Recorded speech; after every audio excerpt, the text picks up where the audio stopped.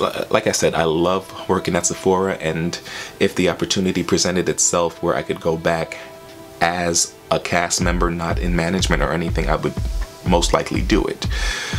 The thing is, if I did actually achieve the goal of becoming a manager of some sort there, I wouldn't have enough time to pursue music and acting like I've been doing in these past few years. I wouldn't have progressed as far as I have if I were tied down to Sephora in the way that I was trying to be tied down to Sephora. And so yeah, I'm glad that even though it was disappointing that I didn't get to move forward like I wanted to and put in the effort to, it was for the best.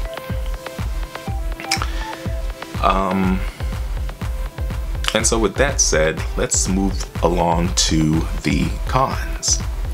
So earlier in the video, I said that there is one connective thread that binds all these videos, including mine, together in respect to people quitting Sephora.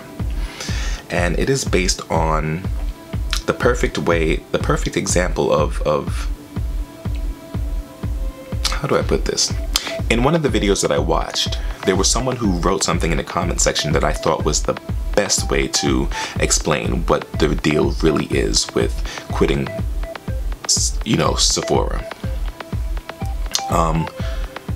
She said it one way, but I'm going to make it a little more elegant. So basically, the gist was, people don't quit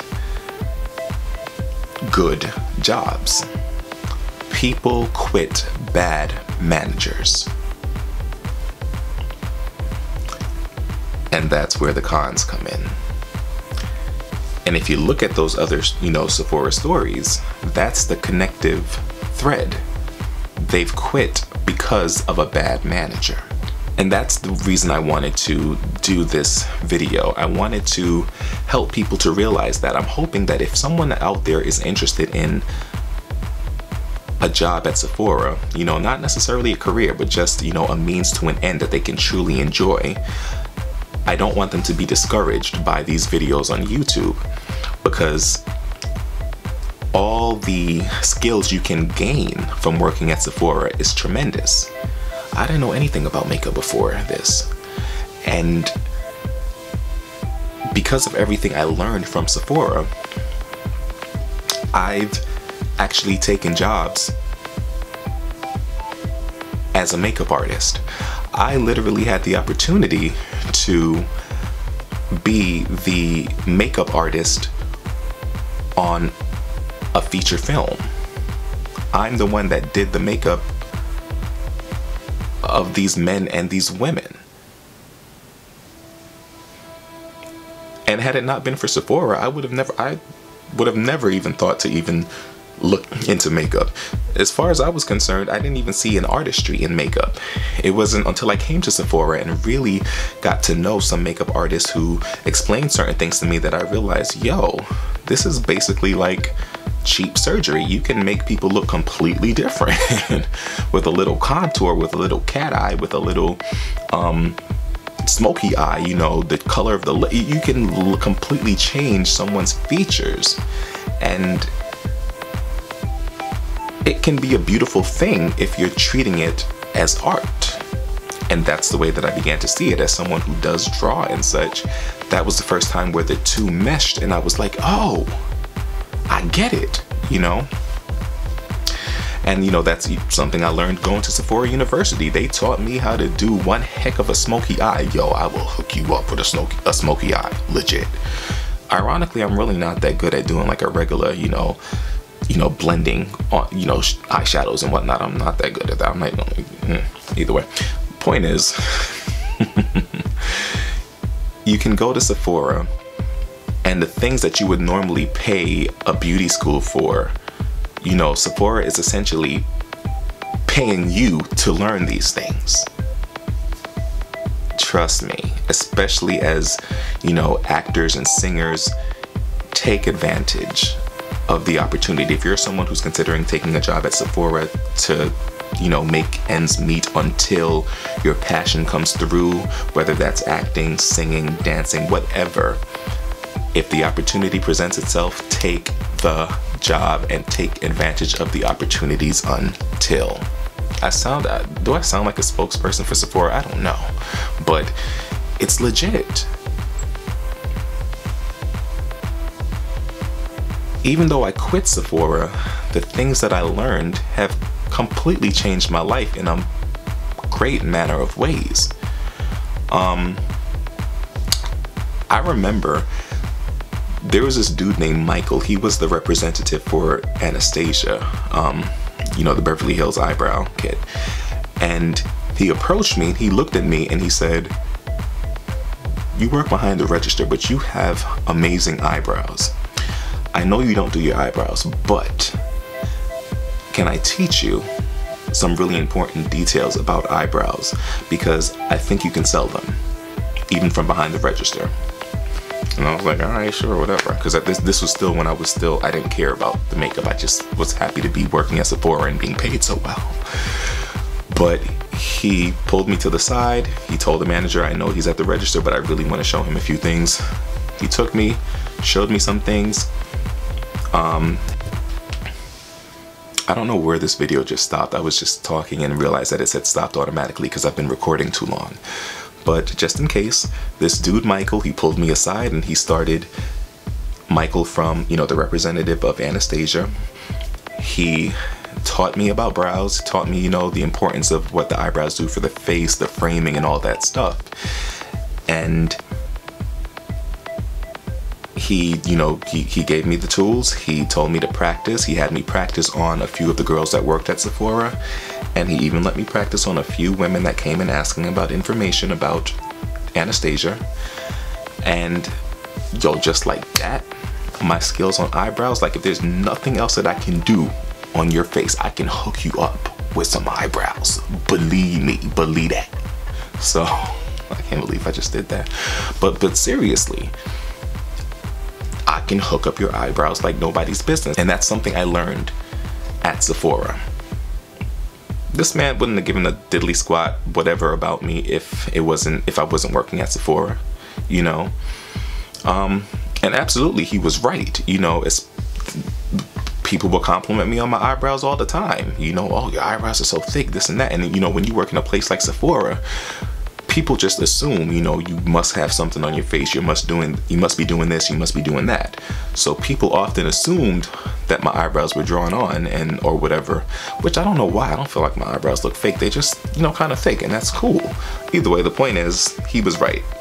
Women like my eyebrows, and all I had to do was just tell them, yeah, you know, Anastasia, and it worked. It was very simple, you know. But yeah, didn't I say I was going to start talking about the cons? So the cons is really the management, in the sense that, so I'm going to give you two managerial stories to just sort of sum up, you know, whatever. So the first is this one. I remember there was a manager who had gotten a promotion, and he came from another Sephora store. And I remember when he came to the store, he used to give me all kinds of hell, and I never knew why. Technically, I still don't exactly know why, but, you know, trust me, just pay attention to the story. So he would always pick on me, and I wasn't here for it. Like, I don't care who you are as a manager. You know, your job is to manage, not to belittle me or to speak to me as if I'm some sort of delinquent or something. And I'm not going to stand for it. I'm not going to raise my voice or disrespect you, because I like my job and I need my job. But I'm going to let you know, you're not speaking to the right person, because your voice sure as heck is not being raised at me. You know? And so whenever he would try to belittle me, I got to the point where I just started being a jerk. I'll give you one example. There was a day when I was on the fragrance wall, he just appeared out of nowhere. I just happened to be conversing with somebody at the register, and he just came out of nowhere, and, you know, he says, "Solomon, you know, who bought this fragrance?" He picked up, apparently he he says, who bought this fragrance, pointing to a space on the wall. And so I said to him, well, I don't remember anyone coming to the wall. I didn't see anyone come to the wall. I don't know where it could have gone. And so in the back of my mind, I was like, even though I was speaking to someone at the register, I have very good peripheral vision, you know, and I always know to turn, you know, and look, or at least approach someone and say, hey, do you need any assistance or whatever, you know. So either way, he, you know, prolongs this whole thing, and then he takes the fragrance from behind his back and puts it back on the wall. So the next thing he says to me is, could it have been someone else? Like, could someone else have come and actually, could a thief have come and taken that fragrance? So I knew where he was going with it.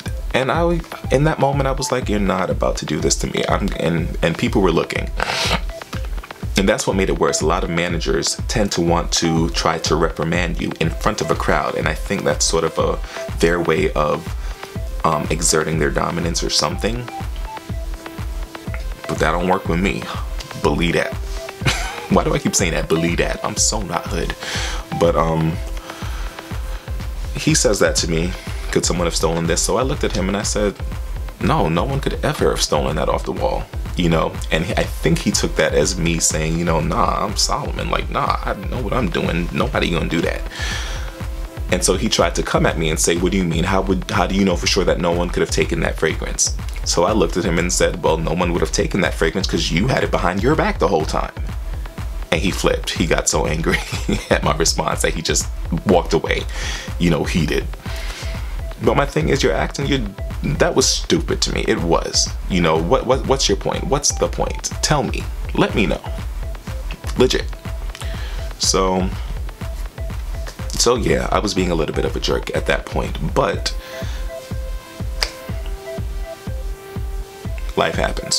So this particular manager, there was another incident. At this point, before I say to that next part, you know, so my experience with managers, with the number, so the manager that had helped me, basically, the good managers, I'll put it like this, there was a lot of changes happening in the store, and the managers that were good to the cast and tried to fight for the cast, those were the managers who were either quitting and or being sent to other stores or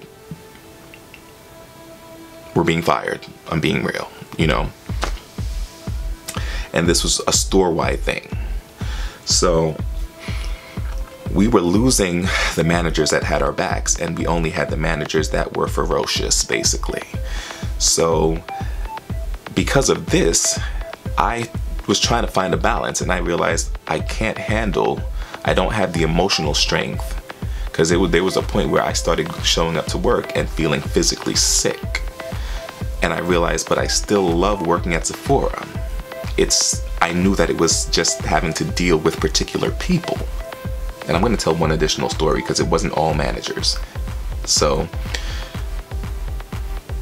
I decided to get myself switched to the night shift, the overnight shift. My logic was, okay, I'm here at night. I don't have to deal with any customers, which is sad because I liked speaking to customers, but I don't have to deal with anyone. I don't have to deal with the managers because the nighttime manager, she was phenomenal. She had our backs hardcore. But I wouldn't have to deal with the other managers because I would be there at night and they would be gone because they work in the day, you know. And, you know, that way I can keep my job at Sephora. I still got gratis. And I didn't have to deal with anyone that I didn't want to deal with. So I asked to be switched to the night shift. I thought they were going to give me crap, but it was actually very quick and easy for them to do that for me. Thinking about it now, they probably did that because, you know, they just didn't want to deal with me either. So, but it is what it is. Either way, I switched to the night shift, and you know, I remember there was a night where we got like this load of boxes that was just ridiculous. It may have been during the holiday season actually, and it was tremendous. Like we had to empty out those boxes, but also change the fixtures in the store. And it seemed virtually impossible because this was also a point where they were cutting our nighttime hours. But we worked diligently, exhaustedly, got everything done. And just sort of as a reward, this particular manager that I was speaking of, he had gotten us gift cards, Starbucks gift cards. Now, anyone who knows me knows that I love myself a cup of coffee. Hallelujah, amen. I can taste it right now. But because of the back and forth that he and I always had, like he literally, I always felt like dirt whenever he would speak to me. Like he would like, it felt like he had to make sure that I knew that I was beneath him. But because I refused to accept that, you know, and I would speak up and speak at him and use my college degree against him, you know, my words, you know, it was always a tug of war of manhood. I don't know how else to put it. So nonetheless, I wanted him to know how I feel when he deals with me. And so I said to that nighttime manager, she gave me the card, and I looked at it and I said, who is this from? And she told me it was from him. And I gave it back to her and I said, I don't want it. And she looked at me like I was crazy. She was like, Solomon, please, come on. I said, no, I don't want it. I don't care what you do with it. You can keep it if you like, but I don't want it. And she returned it to him. I understand that he asked her why was I giving it back? And as far as I know, she didn't tell him, she didn't give him my answer, because I'll be honest, I was I'm not gonna say what I was gonna say, but she just told him, you have to speak to him.